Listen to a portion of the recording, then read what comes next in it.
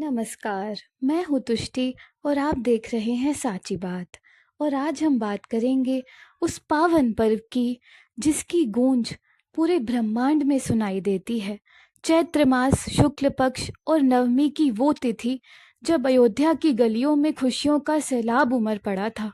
आज हम जानेंगे कि आखिर राम नवमी क्यों मनाई जाती है और आधुनिक युग में इस दिन का क्या महत्व है।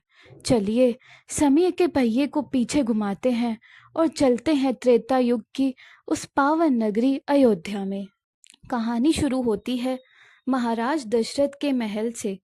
प्रतापी राजा होने के बावजूद दशरथ जी संतान सुख से वंचित थे।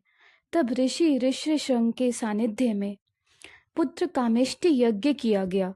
यज्ञ की अग्नि से प्रकट हुए साक्षात अग्निदेव ने राजा को दिव्य खीर प्रदान की। और फिर आया वो दिन जिसका इंतजार धरती ही नहीं देवता भी कर रहे थे।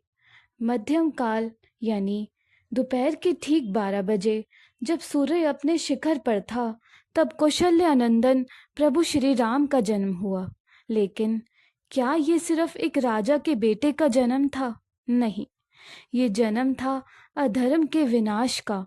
रावण के अत्याचारों से त्रस्त मानवता को बचाने के लिए साक्षात भगवान विष्णु ने मनुष्य रूप में अवतार लिया था। इसलिए रामनवमी केवल एक जन्मदिन नहीं, बल्कि बुराई के अंत की शुरुआत का प्रतीक है। अब सवाल ये है कि आज के दौर में इसका महत्व क्या है। देखिए, राम सिर्फ एक नाम नहीं, एक मर्यादा है। उन्हें मर्यादा पुरुषोत्तम कहा जाता है। उन्होंने सिखाया कि विषम परिस्थितियों में भी अपने सिद्धांतों से समझौता कैसे नहीं किया जाता।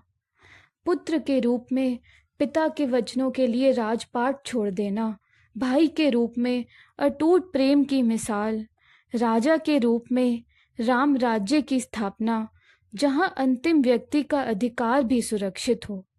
रामनवमी हमें याद दिलाती है कि हमारे भीतर भी एक राम है और एक रावण है। रामनवमी मनाने का असली उद्देश्य है अपने भीतर के क्रोध, लोभ और अहंकार रूपी रावण को जलाकर धैर्य और सत्य के राम को जगाना।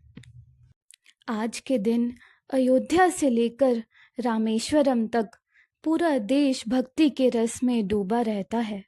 कन्या पूजन, हवन और श्री राम जय जय राम के उद्घोष से वातावरण शुद्ध हो जाता है। तो इस रामनवमी पर आइए सिर्फ दिए ना जलाएं, बल्कि श्री राम के आदर्शों को अपने जीवन में उतारने का संकल्प लें। याद रखिए, राम वहाँ है जहाँ धर्म है और धर्म वहाँ है जहाँ सत्य है। आप सभी को रामनवमी की सब प्रेम मंगल कामनाएं। जय श्री राम।